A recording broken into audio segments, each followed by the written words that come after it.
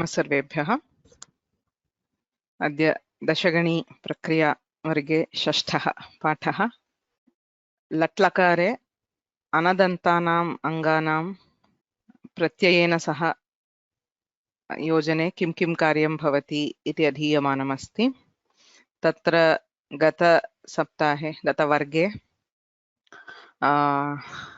पञ्चमगणस्य, स्वादिगणस्य, अष्टमस्य तनादिगणस्य एवं तृतीयस्य जुहोत्यादिगणस्य धातूनां विषये ज्ञातवन्तः।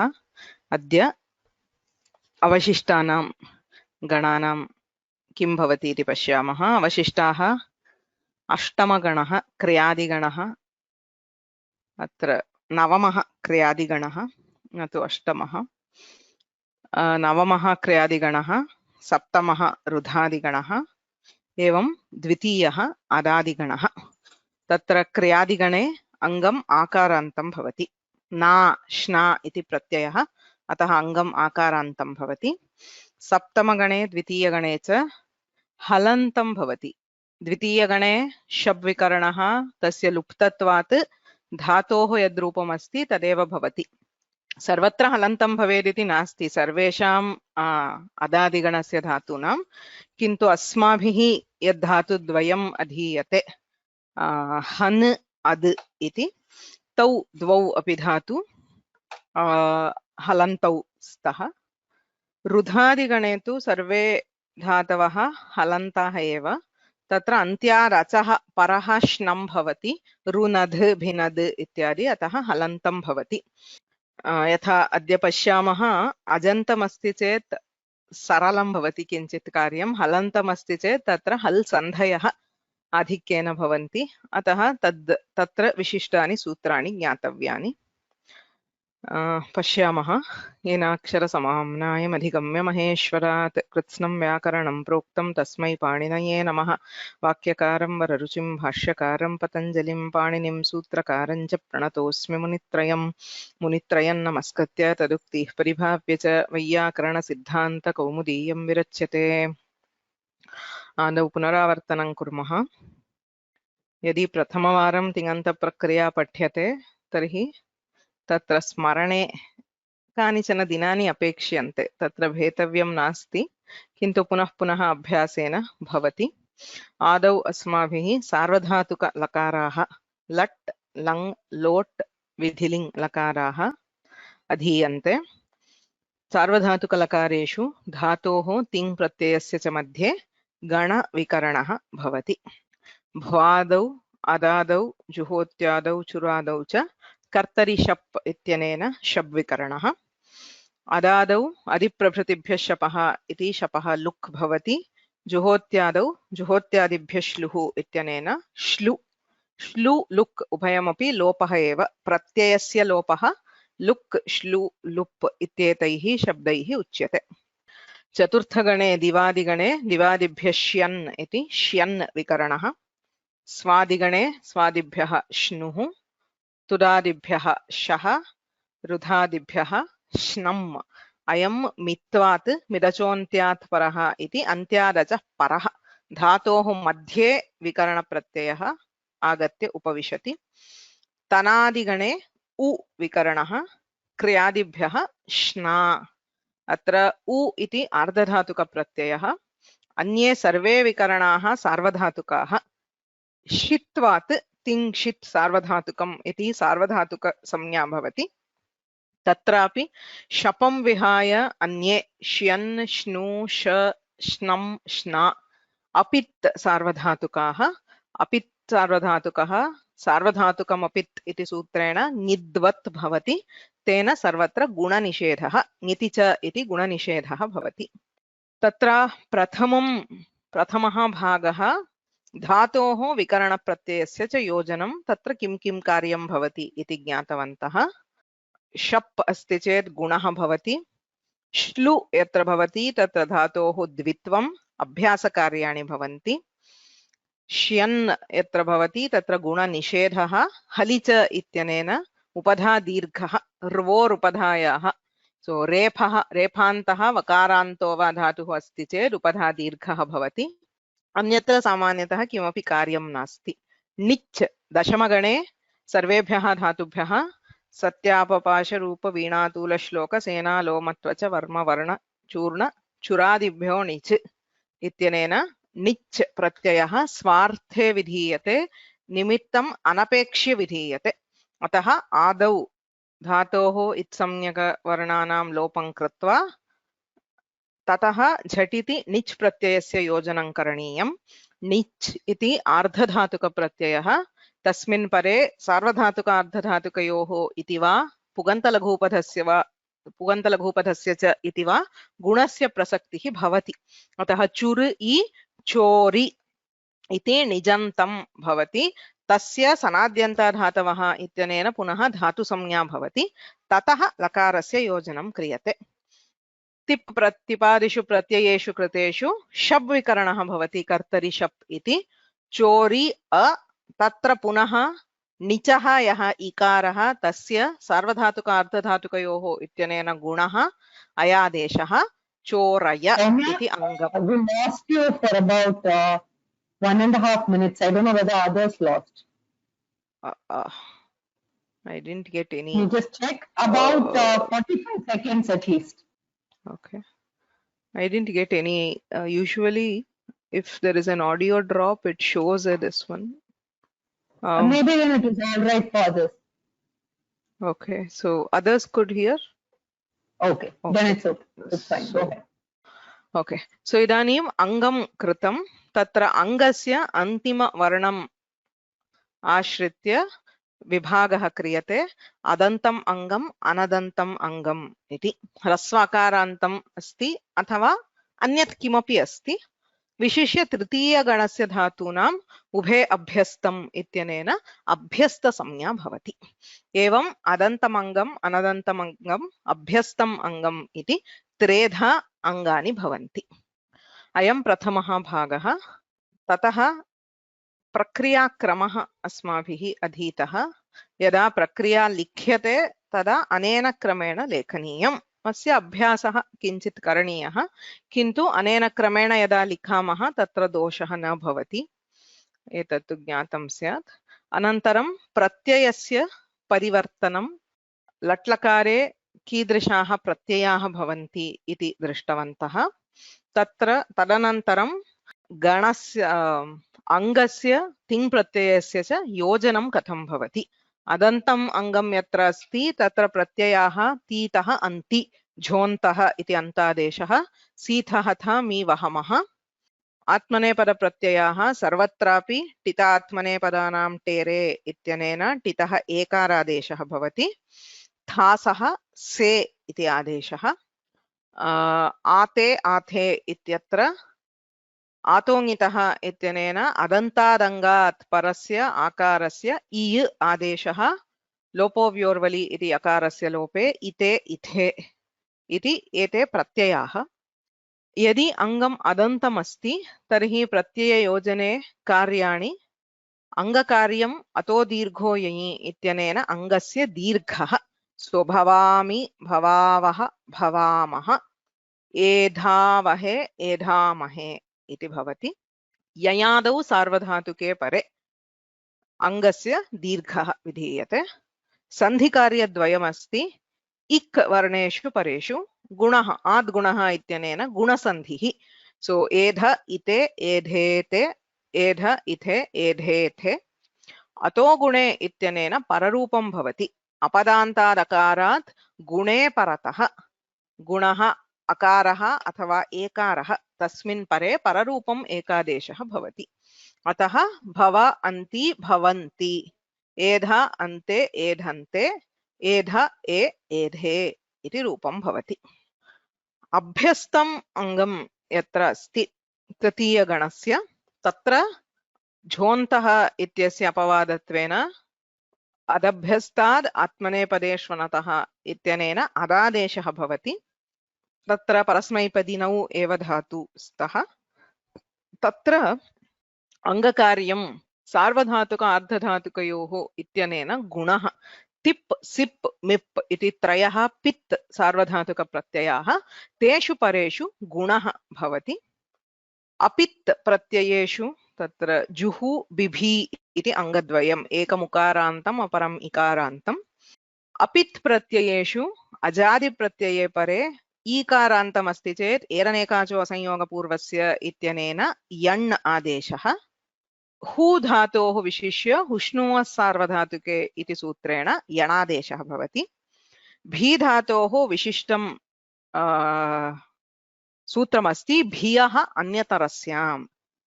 अपित् हलादि प्रत्यये परे भी इति दीर्घस्य ह्रस्वादेशः इत् इकारादेशः विकल्पेन भवति, अतः रूपद्वयं भवति। बिभीतः बिभितः इति रूपद्वयं भवति इति ज्ञातम्। कोऽपि हु धातोः रूपं वदति वा ससूत्रम् एतदाधारेण? Can you just try telling the forms with the sutra? It's all on the screen, but Shri Ranjani Bhagini. पित् प्रत्यये परे जुहोति गुणः भवति। जुहुतः सूत्रम् आद्गुणः सार्वधातुक अर्धधातुकयोः इति गुणः भवति। सार्वधातुक अर्धधातुकयोः इति गुणः। तः इत्यत्र जुहुतः किमपि कार्यं नास्ति। अति परे जुह्वति हुष्णुवोः सार्वधातुके इति यण् भवति। सम्यक्। सि इत्यत्र जुहोषि सार्वधातुक अर्धधातुकयोः इत्यनेन गुणः भवति। तः परे किमपि कार्यं नास्ति। अनन्तरं किं भवति? जुहोसि आदेशप्रत्ययोः इत्यनेन आदेशप्रत्ययोः इत्यनेन षत्वं, यतोहि ओकारः इण् कवर्गाभ्यां परस्य सस्य षः जुहोषि। तः जुहुतः किमपि कार्यं नास्ति। जुहुत तत्रापि किमपि कार्यं नास्ति। जुहोमि इत्यत्र सार्वधातुक अर्धधातुकयोः इत्यनेन गुणः भवति। जुहुवः जुहुमः किमपि कार्यं नास्ति। सम्यक्। जुहोति जुहुतः जुह्वति जुहोषि जुहुथः जुहुथ जुहोमि जुहुवः जुहुमः। तत्र व्याकरणे द्वेधा गतिः। So there are two ways. One is blindly applying the sutra and see where we reach. The other and more intelligent way is knowing the forms and see how to get there. Because प्रयोगशरणाः वैयाकरणाः, अन्तिमं रूपं यदस्ति तत्र किमपि परिवर्तनं कर्तुं न शक्यते। तत् प्राप्तुं कः मार्गः इति। यदि जुहोमि इति ज्ञायते झटिति तत्र गुणः अस्ति इति स्मर्यते एव। एवं जुह्वति इति रूपं यदि ज्ञायते तर्हि तत्र कथञ्चित् यण् आनेतव्यः, तदा स्मरणे आगच्छति सूत्रमपि। So it is very important to familiarize yourself with the forms. यदि रूपं ज्ञायते तर्हि तत् कथं प्राप्तव्यम् इति स्मरणे सुलभतया स्मर्तुं शक्यते। अग्रे बिभि। Anybody else? भुवनेश्वरी। नमस्ते भगिनी। आमां निश्चयेन। बिभेषि बिभेति बिभेषि बिभेमि इत्यत्र सार्वधातुक आर्वधातुकयोः based on that सार्वधातुक आर्वधातुकयोः गुणः भवति। and बिभेषि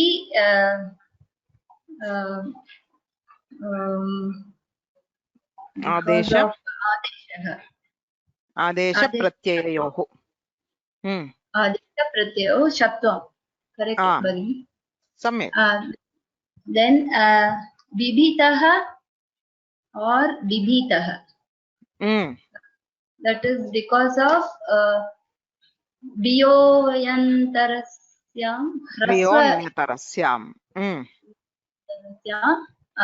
ह्रस्व इकारः आदेशः।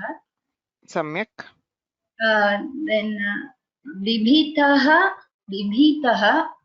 same rule. बिभीतः बिभीवः भियोन्तरस्यां ह्रस्व इकारः आदेशः। then प्रथमपुरुष बहुवचनं बिभ्यति इकारस्य यकारः भवति एरेनक एरने काचो that rule एरनेकाचो अनुदेशः असंयोगपूर्वस्य इति यण् भवति आम् बिभ्यति बिभ्यति बिभीथा बिभीथा is beyond यतरस्यां धियो अन्यतरस्यां धियो अन्यतरस्यां ह्रस्व इकारः आदेशः then बिभीमः बिभीमः द्वयं रूपं same रूपं धियो अन्यतरस्यां ह्रस्व इकारः आदेशः सम्यक् धन्यवादः भगिनी I gained confidence now तदर्थमेव तत्र क्लेशः नास्ति वदामः चेत् निश्चयेन भवति चिन्ता मास्तु सो बिभेति बिभीतः बिभितः बिभ्यति बिभेषि बिभीथः बिभिथः बिभीथ बिभिथ बिभेमि बिभीवः बिभिवः बिभीमः बिभिमः एवं तृतीयगणस्य कार्यं पञ्चमगणे पुनः पित्सु प्रत्ययेषु सार्वधातुक अर्धधातुकयोः इति गुणः अपित्सु अजादिप्रत्यये हुष्णुवोः तत्र श्नु इत्यस्ति श्नु प्रत्ययान्तस्य अङ्गस्य अपि यण् भवति असंयोगपूर्वः अस्माकं सिनु सुनु इति धातुद्वयमस्ति उभयत्र संयोगः नास्ति अतः उभयत्रापि हुष्णुवोः सार्वधातुके परस्मैपदे अन्ति इत्येकमेव आत्मनेपदेषु चत्वारः प्रत्ययाः आते अते आथे ए सर्वत्र हुष्णुवोः सार्वधातुके इति यण् अपित्सु हलादि प्रत्ययेषु सामान्यतः किमपि नास्ति किन्तु लोपश्च अस्य अन्यतरस्यां म्वोः मकार वकारयोः परयोः प्रत्यय उकारस्य लोपश्च अस्य इत्युच्यते अस्य इति किम् इति स्मर्तव्यं प्रत्यय उकारः प्रत्ययस्य यः उकारः तस्य विकल्पेन लोपः भवति वकारे मकारे च परे अतः सुनुवः सुन्वः सुनुमः सुन्मः इति रूपं भवति ओके सो उभौ अपि आत्मनेपदिनौ धातु सो somebody will try for sunu Gayatri भगिनी परस्मैपदं प्रथमपुरुषः सार्वधातुक आर्धधातुकयोः इति सूत्रेण गुणादेशः भवति सुनोति द्विवचनं बहुवचनं मध्ये किमपि नास्ति सारी बहुवचनं मध्ये पूष्णोः इति सूत्रेण यणादेशः भवति सुन्वन्ति इति रूपं सुन्वन्ति पूर्णं सूत्रं हुष्णुवोः सार्वधातुके हुष्णुवोः सार्वधातुके मध्यमपुरुष एकवचने अपि गुणादेशः भवति सुनोसि इति भवति अनन्तरम् आदेशप्रत्ययोः इति सूत्रेण षत्वं भवति सुनोषि इति भवति द्विवचनं बहुवचनं मध्ये किमपि नास्ति उत्तमपुरुष एकवचने अपि रूपं सुनुतः सुनुत उत्तमपुरुष एकवचने सुनोमि गुणादेशः प्राप्यानन्तरं द्विवचनं मध्ये लोपश्चास्यान्यतरस्यां मोः इति सूत्रेण उकारस्य लोपः भवति वः परे अतः सुन्वः इति रूपं सिद्ध्यते एवमेव बहुवचन रूपमपि सुन्मः इति सिद्ध्यते उकारस्य लोपात् अनन्तरम् एकमेव रूपं वा लोपश्च अस्य अन्यतरस्यां विकल्पेन लोपः अतः सुनुवः सुन्वः सुनुमः सुन्मः इति रूपद्वयमपि साधु सो अन्यतरस्याम् इत्यस्य व्याकरणे विकल्पः इत्येव अर्थः सो विभाषा वा अन्यतरस्याम्. So optional sutras. Okay. धन्यवादाः. अग्रे प्रिया भगिनी. आत्मनेपदं सुनु. आत्मनेपदं सुनु सुनूते सुन्वाते हुष्णुवोः सार्वधातुके इत्यनेन उकारस्य वकारः भवति.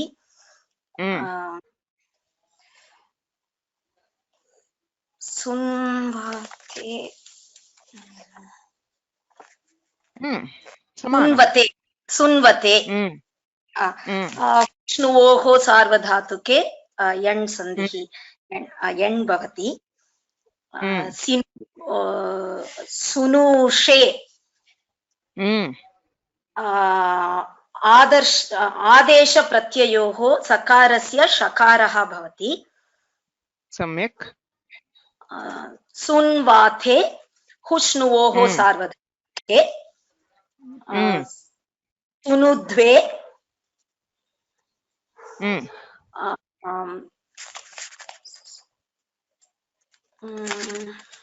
सुन्वे सुने न सुन्वे सुन्वे हुष्णुवोः सार्वधातुके. सुनुवहे सुन्वहे इति लोपश्च अस्यान्यतरस्यां वोः इति सूत्रेण विकल्पेन उकारस्य लोपः भवति. सुन्वहे सुनुमहे लोपश्च अस्यान्यतरस्यां वोः इति विकल्पेन उकारस्य लोपः भवति. सम्यक्. सो सुनोति सुनुतः सुन्वन्ति सुनोषि सुनुतः सुनुथ सुनोमि सुनुवः सुन्वः सुनुमः सुन्मः सुनुते सुन्वाते सुन्वते सुनुषे सुन्वाथे सुनुध्वे सुन्वे सुनुवहे सुन्वहे सुनुमहे सुन्महे. सिनु इति समानं न कोऽपि भेदः. अग्रे अष्टमगणः. अत्रापि उकारान्तमङ्गं किन्तु तत्र नु इति विकरणप्रत्ययः अत्र तु उ इत्येव विकरणः. तत्र क्लेशः किम् इत्युक्ते अत्रापि धातौ नकारः अस्ति. अत्रापि नु नु इति श्रूयते तनु सनु इत्यत्र, किन्तु अत्र तन् इति धातुः उ प्रत्ययः, तत्र सु इति धातुः नु प्रत्ययः. तत्तु स्मर्तव्यम्. अत्र किं भवति? इको एणचि इत्यनेन यण् भवति. अपित्सु अजादिप्रत्यये अचिष्णुधातु भ्रुवाम् इत्यस्यापि प्रसक्तिः नास्ति, हुष्णुमोः इत्यस्यापि प्रसक्तिः नास्ति. इको एणचि इत्यनेन यण् भवति. अन्यानि कार्याणि सर्वाणि समानानि. पित्सु प्रत्ययेषु सार्वधातुकार्धधातुकयोः इति गुणः. व मयोः परयोः विकल्पेन उकार लोपः. यतोहि अत्रापि उकारः प्रत्ययस्य उकारः. सो तनु धातोः रूपम्. उषा भगिनी. तनोति इत्यत्र सार्वधातुक अर्धधातुकयोः इत्यनेन गुणः भवति. तनोति तनुतः तत्र किमपि कार्यं नास्ति. तन्वन्ति इत्यत्र इको एणचि इत्यनेन यण् सन्धिः भवति. तनोषि तनोषि इति भवति. तत्र सार्वधातुक अर्धधातुकयोः इत्यनेन गुणः आदेशप्रत्यययोः इत्यनेन षत्वं भवति. तनोषि. तनुथः किमपि नास्ति. तनुथ तत्रापि किमपि नास्ति. तनोमि इत्यत्र सार्वधातुक अर्धधातुकयोः इत्यनेन गुणः तनुवः तन्वः. तन्वः इत्यत्र लोपश्च अन्यतरस्यां वोः इत्यनेन उकारस्य लोपः भवति. उकारस्य लोपः भवति. तनुमः इत्यत्र किमपि नास्ति. तन्मः इत्यत्र लोपश्च अस्य अन्यतरस्यां वोः इत्यनेन उकारस्य लोपः भवति. सम्यक्. उत्तमम्. अग्रे अन्तिमं तनुधातोः आत्मनेपदरूपाणि। श्रीलक्ष्मी भगिनी। श्रूयते वा? श्रूयते भगिनि। हा, तनोति। आत्मनेपदरूपाणि। हरि ओम्। हा, हरि ओम्। तनुते। हरि ओम्। एकक्षणं भगिनि। तनुते इत्यत्र टिता आत्मनेपदानां टेरे किमपि अन्यत् नास्ति। तन्वाते इत्यत्र पुनः टिता आत्मनेपदानां टेरे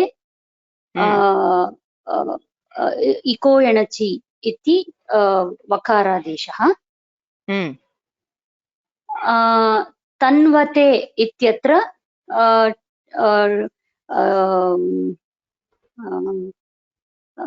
किम्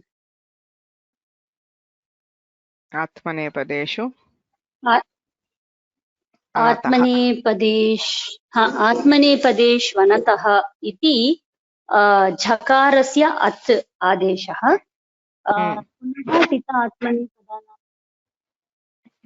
न श्रूयते भगिनि। हरि ओम्।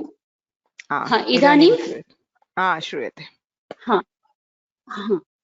इको एणचि इति वकारादेशः। तनुषे इत्यत्र टित आत्मने नास्ति। थासस्से इति थास् प्रत्ययस्य सकारादेशः। से इति आदेशः। से इति आदेशः। पुनः आदेशप्रत्यययोः इति सकारस्य शकारः। सम्यक्। तनुषे तन्वाथे इत्यत्र टिता आत्मनेपदानां टेरे इति एकारः भवति। पुनः इको एणचि इति वकारादेशः। तन्वाथे तनुद्वे इत्यत्र टिता आत्मनेपदानां टेरे इको एणचि। इको एणचि नास्ति। तनुद्वे नास्ति केवलं वर्णं तनुद्वे। तन्वे इत्यत्र इट् पुनः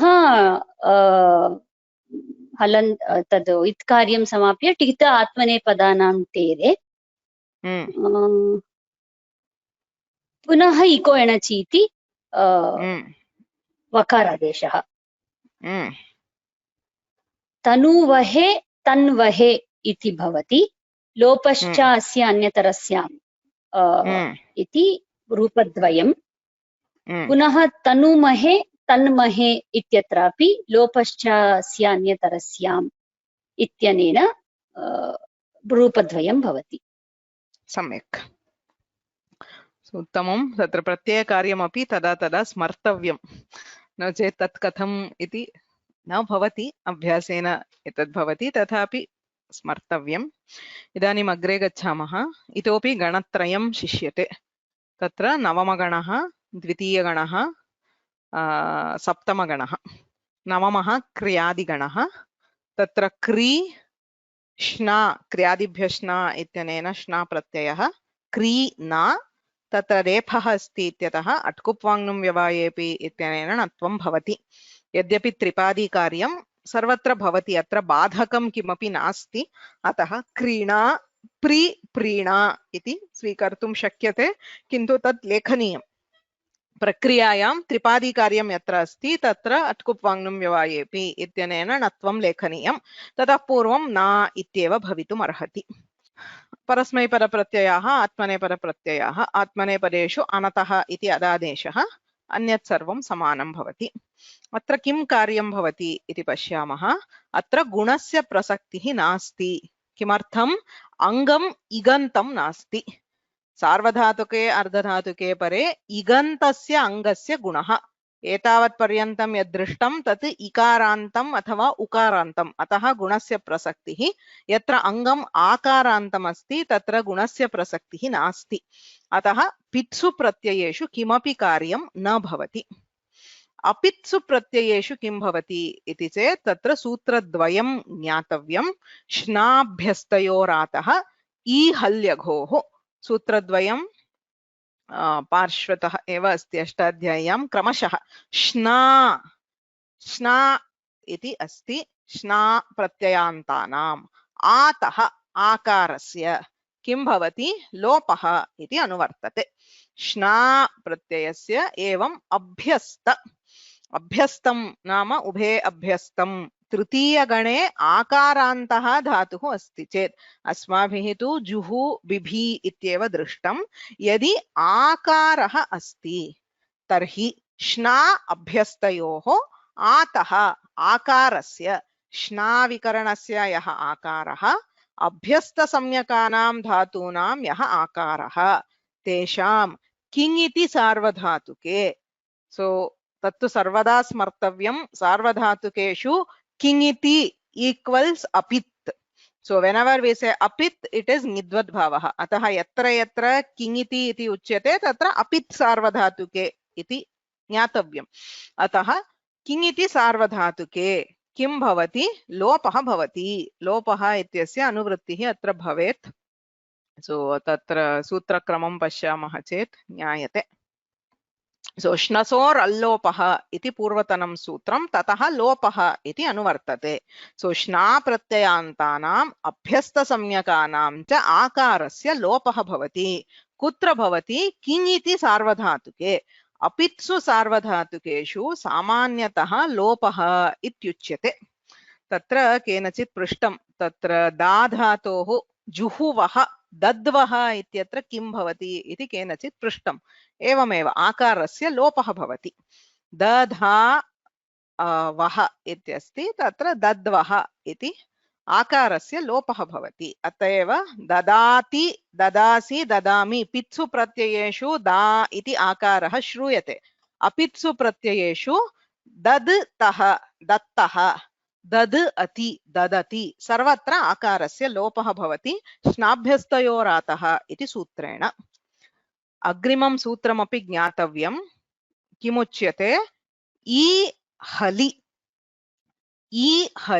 अघोः हलादौ किङ् इति अनुवर्तते हलादौ किङ् इति सार्वधातुके ईकारादेशः भवति सो पूर्वं किमुक्तं सामान्यतः किङ् इति सार्वधातुके लोपः भवति इत्युक्तम् इदानीम् उच्यते हलादौ किङ् इति सार्वधातुके किं भवति ईकारादेशः भवति श्ना अभ्यस्तयोः अघोः घु इति संज्ञा अस्ति दाधा घ्वदाप् इति दाधातोः धाधातोः अतः दाधातोः ईत्वं न भवति तद्विहाय अन्येषां धातूनां हलादौ ईकारादेशः भवति अतः अजादौ लोपः यद्यपि श्नाभ्यस्तयोरातः इत्यत्र अजादौ इति नोच्यते परिशेषात् सो यथा लह परस्मैपदं तङानौ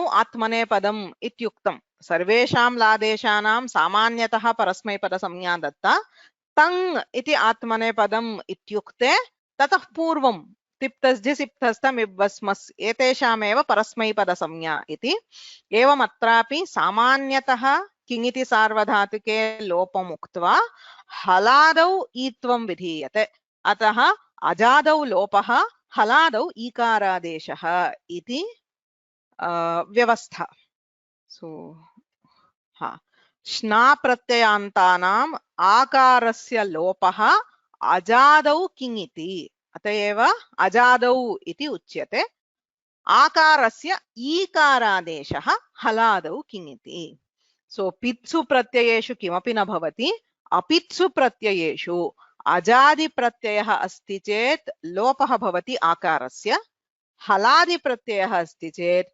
आकारस्य ईकारादेशः भवति तावदेव सूत्रद्वयमेव स्मर्तव्यं श्नाभ्यस्तयोरातः ईहल्यघोः यत्र यत्र हलादिप्रत्ययः तः थः थ वहमः से द्वे वहेमहे सर्वत्र ईहल्यघोः इति ईत्वं क्रीणीतः क्रीणीथः क्रीणीथ क्रीणीवः क्रीणीमः क्रीणीषे तत्र आदेशप्रत्ययोः इति षत्वमपि भवति क्रीणीध्वे क्रीणीवहे क्रीणीमहे आकारस्य ईकारादेशः हलादौ प्रत्यये अजादौ प्रत्यये आकारस्य लोपः सो क्रीणा अन्ति आकारस्य लोपे क्रीण अन्ति सो क्रीणन्ति क्षम्यताम् अत्र ते ते इत्यपि हलादि प्रत्ययः सो क्रीणन्ति क्रीणाते क्रीणा आते आकारस्य लोपे क्रीण आते क्रीणाते क्रीण अते क्रीणते क्रीणाथे क्रीण ए क्रीणे सो किं रूपं भवति क्रीणाति क्रीणीतः क्रीणन्ति क्रीणासि क्रीणीथः क्रीणीथ क्रीणामि क्रीणीवः क्रीणीमः क्रीणीते ईत्वं क्रीणाते क्रीणते क्रीणीषे क्रीणाथे क्रीणीध्वे क्रीणे क्रीणीवहे क्रीणीमहे प्रीणा कोऽपि प्रयत्नं करोति वा समानं श्रीरञ्जनी भगिनी क्रीणाति प्रीणाति प्रीणीतः प्रीणन्ति प्रीणासि प्रीणासि प्रीणासि प्रीणीषतः प्रीणीथ प्रीणामि प्रीणीवः प्रीणीमः प्रीणाते प्रीणीते प्रीणीते प्रीणते प्रीण आते प्रीणाते ओके प्रीणाते प्रीणते प्रीणीसे प्रीणीषे इकारः अस्ति ओके प्रीणीषे प्रीणाते प्रीणीद्वे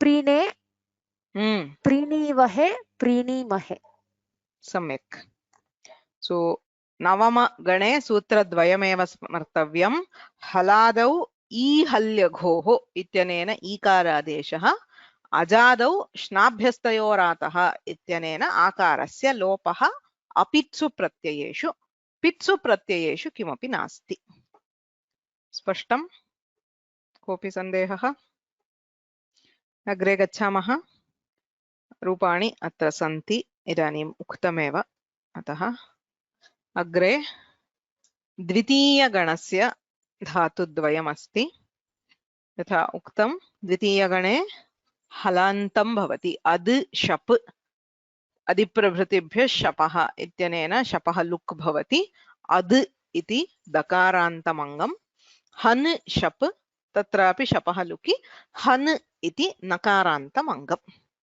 तत्र अद् धातोः केवलं सन्धिः भवति हन् धातोः तु विशिष्टसूत्राणि सन्ति सो हन् इति सर्वत्र विशिष्टः धातुः यां यां प्रक्रियां पश्यामः सर्वत्रापि हन् धातोः बहु विशिष्टं कार्यं सामान्यतः भवत्येव किं भवति इति पश्यामः आदौ सामान्यतः सन्धिसूत्राणि कानिचन ज्ञातव्यानि so this is nothing to do with तिङन्त प्रक्रिया सामान्य सन्धयः वस्तुतः सर्वैः ज्ञातपूर्वाः भवेयुः so very common sandhis you should know this earlier तथापि वदामि नश्चापदान्तस्य झलि इति अनुस्वार सन्धि विधायकं सूत्रम् अनुस्वार सन्धेः सूत्रद्वयम् अस्ति मोनुस्वारः नश्चापदान्तस्य झलि. So 8, 3, 23 and 24 ubhayamapi tripadyam asti, and it is very, very significant that these sutras are in the tripadi. Kimartham iti pashyamaha. So kimuchyate monuswaraha iti padantasya makarasya hali pare anuswaraha bhavati. So kevalam padante eva griham gacchati ityasti ante padante vidyamanasya makarasya hali pare anuswaraha bhavati. अचि परे अनुस्वारः न भवति. अतः गृहम् आगच्छति इति लेखनीयं चेत् गृह म मकारः एव लेखनीयः. आगच्छति गृहमागच्छति इति भवति. गृहं गच्छति इत्यत्र तु अनुस्वारः भवति. एवं मोनुस्वारः इति पदान्ते मकारस्य अनुस्वारः भवति. अग्रिमं सूत्रम् अस्ति नश्च अपदान्तस्य झलि. प्रक्रियायाम् इत्युक्ते शब्दव्युत्पत्तौ इदमेव सूत्रम् अस्माभिः उपयुज्यते. नश्च अपदान्तस्य, नः इत्युक्ते नकारस्य, मकारस्य नकारस्य उभयोः अपदान्तस्य झलि परे, झल् झभन्य घडधश् जबगडदश् खप चठत चटतौ कपै शशसर् हल्. सो झल् वर्णे परे अपदान्तस्य मकारस्य नकारस्य च अनुस्वारः भवति इति सूत्रस्य अर्थः. सो यत्र यत्र नकारः अस्ति तत्र सर्वत्रापि अग्रे यदि झल् वर्णः अस्ति तर्हि नश्चापदान्तस्य झलि इत्यनेन अनुस्वारः भवति. सो नः च मह मकारस्य नकारस्य च झलि परे अनुस्वारः भवति इति सूत्रस्य अर्थः. So that is the first सूत्र. हन् इत्यत्र नकारः अस्ति, तदर्थमेव इदमुच्यते. तस्य अनुस्वारस्य परसवर्णः भवति. सो अनुस्वारसन्धिः यदा यत्र यत्र क्रियते तत्र झटिति परसवर्णः अपि भवति. सो अनुस्वारस्य ययि परसवर्णः. बहु सरलं सूत्रम्, अनुवृत्तिरेव नास्ति. ययि परे, यै हय वरट् इत्यत्र यकारादारभ्य कपै. सामान्यतः वर्गीय व्यञ्जनेषु परेषु पञ्चमवर्णः परसवर्णः. परस्य सवर्णः अनुनासिकः, अनुस्वारस्य स्थाने भवति इत्यतः नासिकावर्णः आदेशः भवति. वर्गपञ्चमः. सो सामान्यतः वर्गपञ्चमः. य व ल एते वर्णाः सन्ति चेत् अनुनासिकाः यवलाः भवन्ति. तत्तु पदान्ते एव भवति. पदस्य मध्ये यथा अत्र एतत् ज्ञातव्यम्, अकि इति धातुः अस्ति. धातौ इकारः इत्संज्ञकः अस्ति, बिकास् इट् इस् इदित्. अकि इति अनुनासिकः इकारः, उपदेशे अजनुनासिक इत्यनेन इत्संज्ञा भवति. इदितो नुम् धातोः इत्यनेन नुमागमः. सो अ न क यत्र यत्र नुमागमः क्रियते तत्र सर्वत्रापि झटिति नश्चापदान्तस्य झलि इत्यनेन अनुस्वारः भवति. अ अनुस्वारः क, तस्य अनुस्वारस्य ययि परसवर्णः इत्यनेन परसवर्णे अङ्क्. एवं अन्य धातवः सन्ति चेत्, अचि इत्यस्ति चेत् अ न च अंच चवर्ग पंचमः. कुठी इत्यस्ति चेत् कु न ठ अनुस्वारः टवर्ग पंचमः कुण्ठ. वदि इत्यत्रापि व न द तस्य अनुस्वारः परसवर्णः क्रियते, कर्तव्यम्. अस्माभिः केवलं नकारः नुमागमं कृत्वा केवलं नकारः इति तथैव स्थापयितुं न शक्यते. Because for all other vargas we require anuswara parasavarna. Tavarga varne api anuswaram kritva punah parasavarnena nakarah agacchati. Evam guphi ityasti chet gu n ph anuswarah parasavarnah gumph. Yatra yatra idito num dhatoho ityanena numagamah kriyate tatra jhatiti nashchapadantasya jhali अनुस्वारस्य ययि परसवर्णः कर्तव्यः एव. Okay. So those are two sandhis. तृतीयः सन्धिः अस्ति खरिच। खरिच इत्यपि बहु प्रसिद्धं सूत्रं। चर्त्वसन्धिः इति सामान्यतः यदुच्यते। खरिपरे झलां चर् आदेशः। चर् च ट त क प श ष स। सो वर्गस्य प्रथमवर्णः आदेशः भवति खरिपरे। सो चर्त्वसन्धेः इदं सूत्रम्। सो वाग् चलति। चकारे परे गकारस्य ककारः वाक् चलति। त्रिष्टुब् छन्दः बकारस्य पकारः। सकारः अस्ति चेत् तस्य सकारः एव भवति, तत्र भेदः न भवति। एवं खरिच इत्यनेन चर्त्वसन्धिः। नश्चापदान्तस्य झलि इति अनुस्वारसन्धिः, परसवर्णसन्धिः अनुस्वारस्य ययि परसवर्णः। खरिच खरिपरे झलां चर् भवति। सो कुत्र निमित्तमस्ति इति ज्ञात्वा तत्र तत्र एतत् सन्धिकार्यं कर्तव्यं भवति।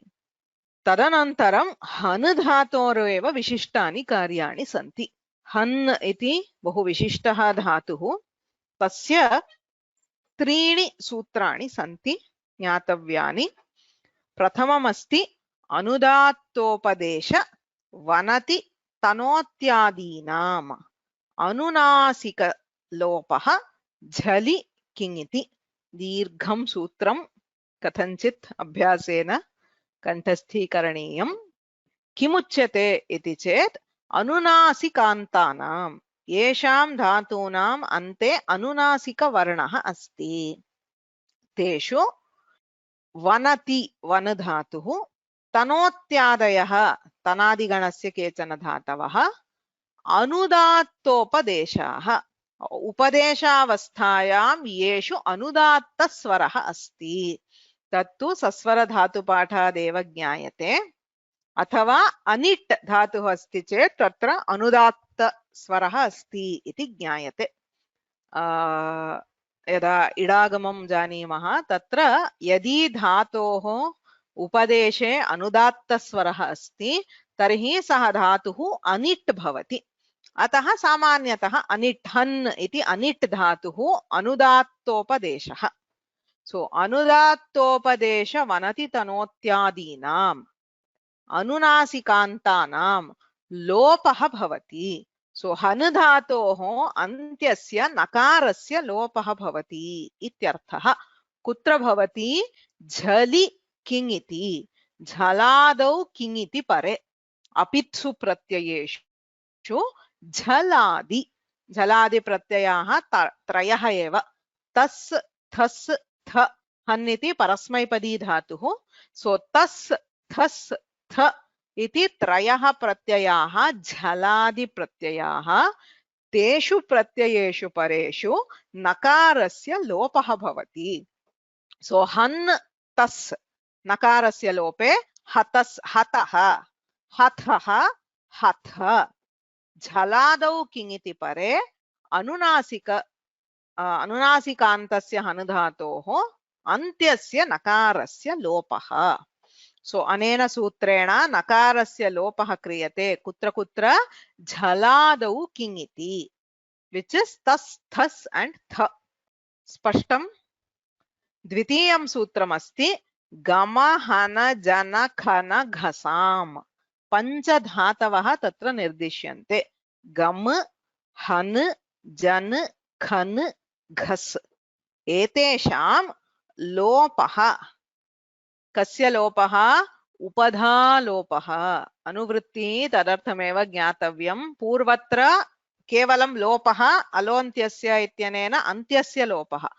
अत्र तु उपधायाः लोपः। कुत्र?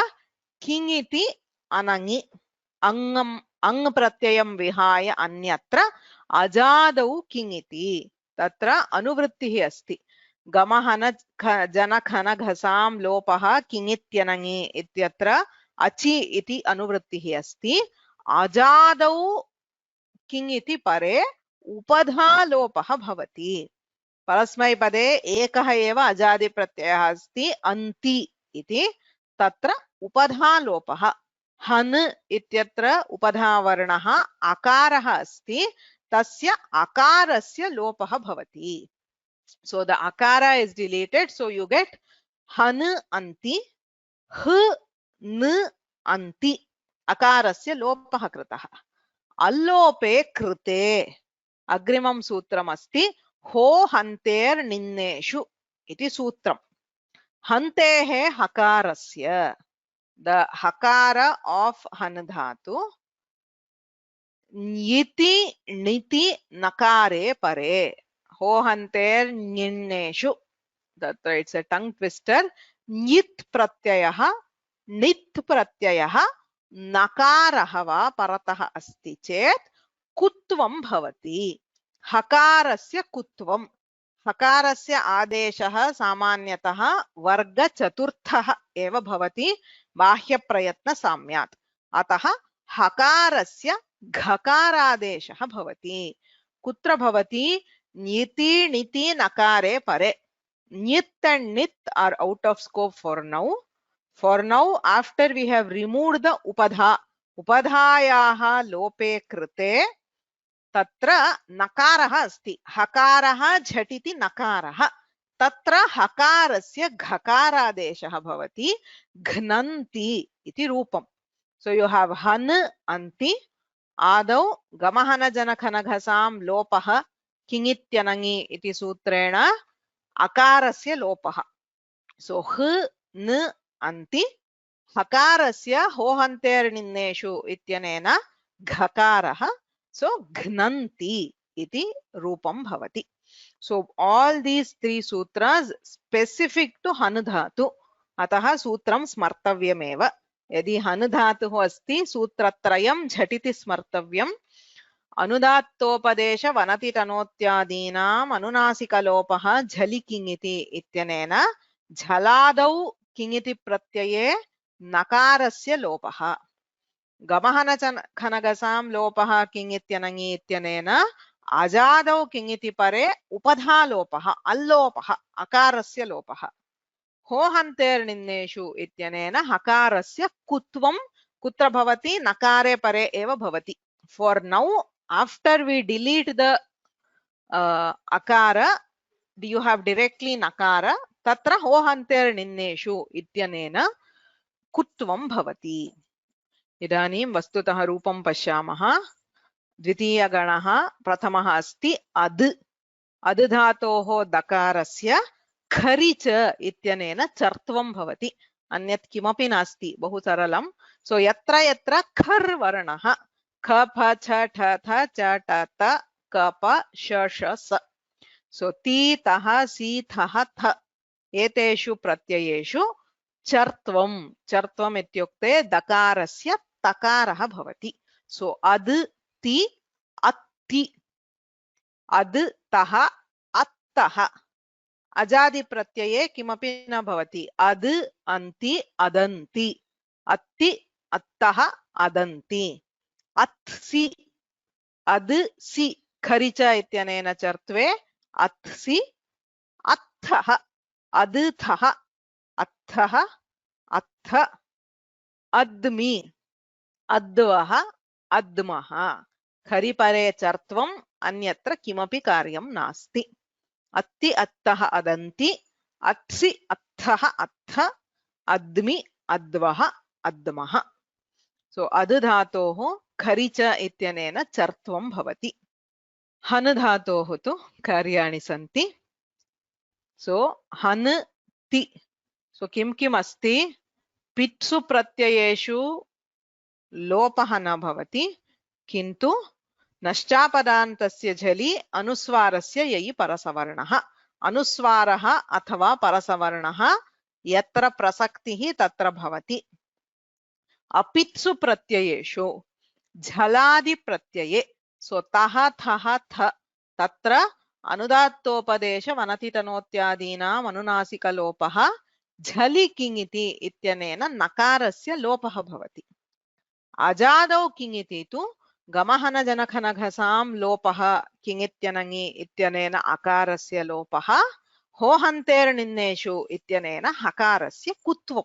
So you get ghnanti, ghnanti. So hanti, hanti, नष्टापदान्तस्य झलि इति अनुस्वारः, अनुस्वारस्य ययि परसवर्णः इति परसवर्णः हन्ति. You cannot just join han and ti and stop there. अनुस्वारः परसवर्णः भवत्येव. So han तः अनेन सूत्रेण नकारस्य लोपः हतः. हन तः न लोपः हतः.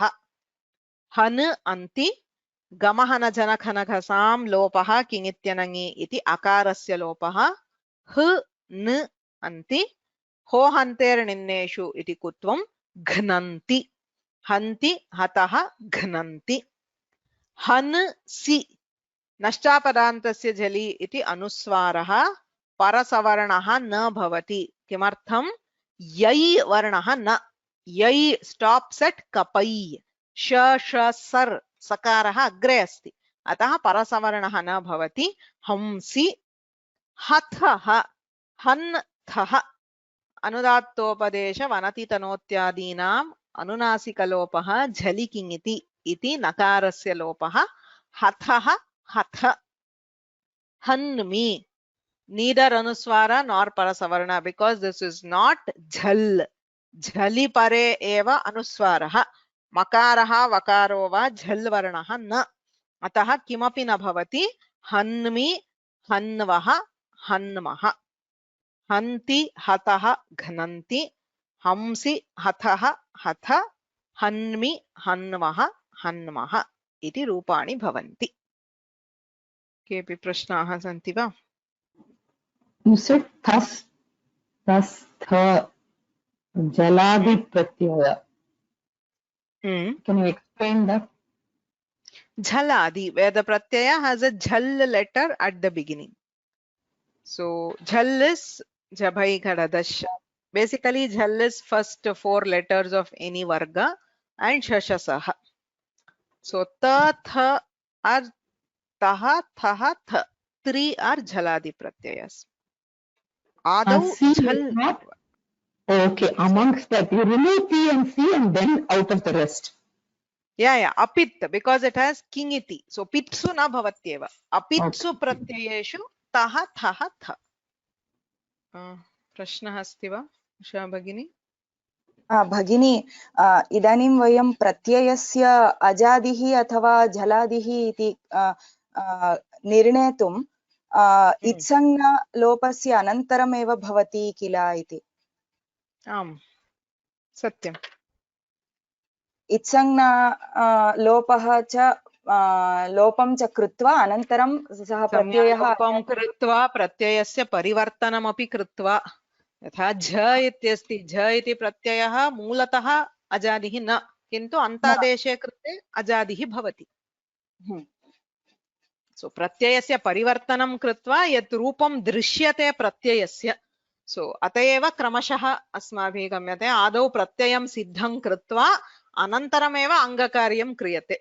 So you have to modify the pratyaya, whatever happens, then look at what is there. Directly look at what you see and then take a decision.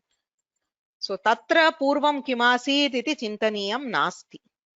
So idanim yad drishyate pratyaye tatra adau kimasti ityeva. अस्तु, धन्यवादः. अन्ये केऽपि प्रश्नाः सन्ति वा? सो अत्र स्थगयामः. वस्तुतः अन्तिमस्य गणस्यापि अद्यैव करोमि इति चिन्तितं, but it may be a bit heavy because there are again new sutras. It is all hal. यत्र यत्र हलन्तम् अङ्गं भवति तत्र सन्धिः ज्ञातव्यः. तत्तु वस्तुतः विशिष्टमिति न, किन्तु सूत्राणि नूतनतया इदानीम् अत्रैव नूतनानि सूत्राणि ज्ञातानि तत्रापि सन्ति. अतः अग्रिमवर्गे कुर्मः. एकः एव गणः अवशिष्यते, किन्तु लट्लकारं किञ्चित् मन्दमेव कुर्मः. एतत् सर्वं सूत्रं जानन्ति चेत् अग्रे 3 लकारेषु बहु सरलम्. It is the same thing we are going to repeat. So यदि इदानीं लोट् लकारः अस्ति, प्रत्ययाः एव भिन्नाः, किन्तु अङ्गकार्यं समानं.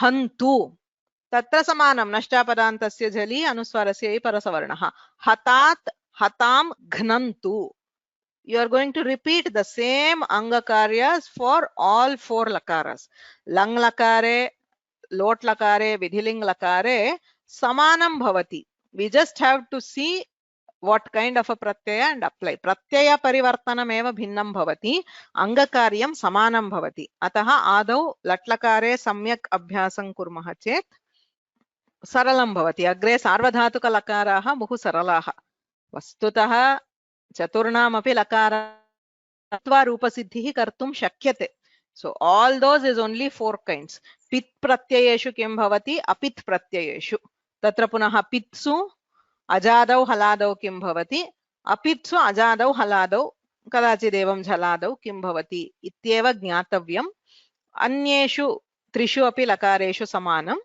but I thought I'll keep them different because we will revise it so त्रिवारम् अस्य पुनरावर्तनं भवति इत्यतः एकैकं लकारं स्वीकृत्य गच्छामः अद्य गणद्वयस्य अभ्यासं कुर्वन्तु चत्वारः एव धातवः कृपया प्रतिरूपं लिखित्वा अभ्यासं कुर्वन्तु because these are all neither forms are familiar nor sutras are familiar अस्माभिः एतेषां धातूनाम् अधिकतया उपयोगः न क्रियते कृपया चतुर्णामपि धातूनां क्री प्री इति धातुद्वयम् एवम् अत्र अद् हन् सर्वाणि रूपाणि विलिख्य प्रक्रियां विलिख्य विशिष्य सूत्राणि पुनः पुनः विलिख्य अभ्यासं कुर्वन्तु दीर्घसूत्राणि यत्र सन्ति सो नवमगणे श्नाभ्यस्तयोरातः ईहल्यघोः इति सूत्रद्वयम् अत्र सन्धिसूत्राणि नष्टापदान्तस्य झलि अनुस्वारस्य इ परसवर्णः खरि च हन् धातोः विशिष्टानि त्रीणि सूत्राणि गम अनुदात्तोपदेश वनति तनोत्यादीनाम् अनुनासिकलोपः झलि किङिति गम हन जन खन घसां लोपः किङित्यनङि हो हन्तेर् निन्नेषु सो एतानि सूत्राणि अवश्यं स्मर्तव्यानि भगिनी घ्नन्ति कथम् आगच्छति इति पुनः एकवारं वक्तुं शक्नोति वा घ्नन्ति वा हाँ I will see if I actually have the prakriya. I had written the sample prakriya for Nasti. It is so I'll just show it. So we have Han Ji. So Jhontah ityanena antadeshah Han anti. So we have to do shap and lopah kritah iti chintayamaha. So N anti.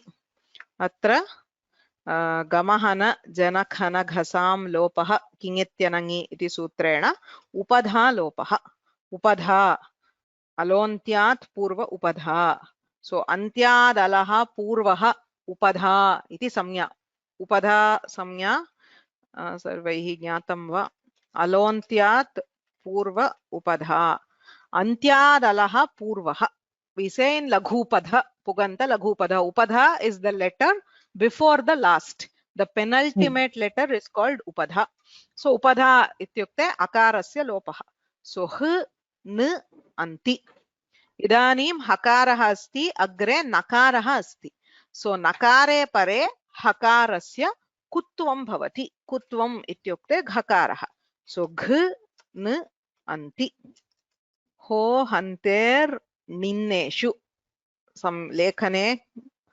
न्यकारः णकारः अनन्तरम् इकारः नेषु that is because of स्थानेन्तरतमः स्थाने अन्तरतमः so नीति प्रत्यये नकारे परे कुत्वं भवति so कुत्वम् इत्युक्ते किम् इति चेत् so we have 5 choices क ख ग क ङ तत्र स्थानतः अन्तरतम्यं द्रष्टुं न शक्यते यतोहि सर्वेषामपि कण्ठः एव स्थानम् अतः बाह्यप्रयत्नः द्रष्टव्यः सो हकारस्य स्थानीय अस्ति हकारः तस्य बाह्यप्रयत्नः संवारः नादः घोषः महाप्राणः सो संवार नाद घोष हषः संवारा नाद घोष सो क and ख are eliminated because they are vivara shwasa aghosha so we have ga gha nga तत्रापि हकारः महाप्राणः, अतः गकारः अल्पप्राणः, ङकारोऽपि अल्पप्राणः। सो स्थाने अन्तरतमः इत्यनेन आन्तरतम्यं घकारस्यैव भवति। सो घ न अन्ति घ्नन्ति। धन्यवादः।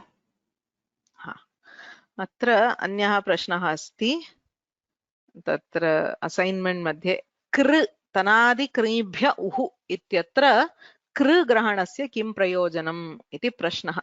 यतोहि कृ धातुः तनादिगणे एव अस्ति। कृ धातुः अष्टमगणस्य धातुः, अतः तत्रैव अस्ति, तनादिगणे एव अस्ति। तर्हि तनादिभ्यः उः इति उच्यते चेत् पर्याप्तं भवति। तनादिक्रीभ्य उः इत्यत्र पुनः क्रीग्रहणं किमर्थं कर्तव्यम् इति प्रश्नः। तत्र दीक्षिताः वदन्ति गणकार्यस्य अनित्यत्वं ज्ञापयति कृग्रहणं।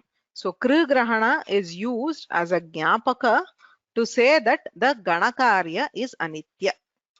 So if you go at tanadi kribhya uhu, there is an internet problem. It's loading very slowly. So ganakaryasya anityatvam jnapayitum punaha krigrahanam. Saha vadati यत् गणकार्यम् अस्ति यथा दिवादिभ्यः शप्ष्यन् इत्यादि तानि गणकार्याणि अनित्यानि. So a karya which is given based on a gana, sometimes it will not apply. Iti bodhayitum tanadikribhya uhu ityatra krigrahanam iti vadati. इति दीक्षितानां मतं। तस्य किं प्रयोजनम् इति चेत् सः एकम् उदाहरणं प्रदर्शयति। Why is this not loading? So सिद्धान्तकौमुदीं पठामः। So तनादेः क्रियश्च उ प्रत्ययः स्यात्। शपः अपवादः। उ इति विकरणः शपः अपवादः। तनादित्वादेव सिद्धे क्रीग्रहणं गणकार्यस्य अनित्यत्वे लिङ्गम्। गणकार्यम् अनित्यम् इति परिभाषा अस्ति। तस्याः परिभाषायाः ज्ञापकत्वेन क्रीग्रहणम्। ज्ञापकम् इत्युक्ते व्याकरणे किमपि व्यर्थं भवति इत्युक्ते अत्र वस्तुतः क्रीग्रहणं कर्तव्यं नास्ति। तनादिभ्यः उः इत्येव उक्ते कृ धातोरपि उ विकरणः भवति, अतः क्रीग्रहणं व्यर्थं सत् ज्ञापकं भवति। Wherever some particle in a sutra appears to be redundant, there we take it as an indicator of some paribhasha or some other rule. So Panini is using this redundancy, apparent redundancy. It is not actually redundant. We call it apparent redundancy. So it appears as if taking kri here is redundant. Tanaditvadeva upratyaye siddhe punaha kri grahanam vyartham. So that is an indicator of a rule which says ganakaryam anityam. Sometimes a ganakarya may not apply. Now we don't want kri dhatu to have anitya karya anywhere. Tadartham, to specify that kr will always get upratyaya, anyat kimapi na bhavati iti bodhayitum punaha krigrahanam.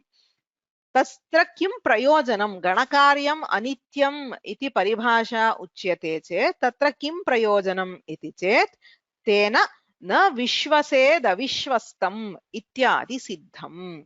Na vishvased avishvastam iti prayogah asti.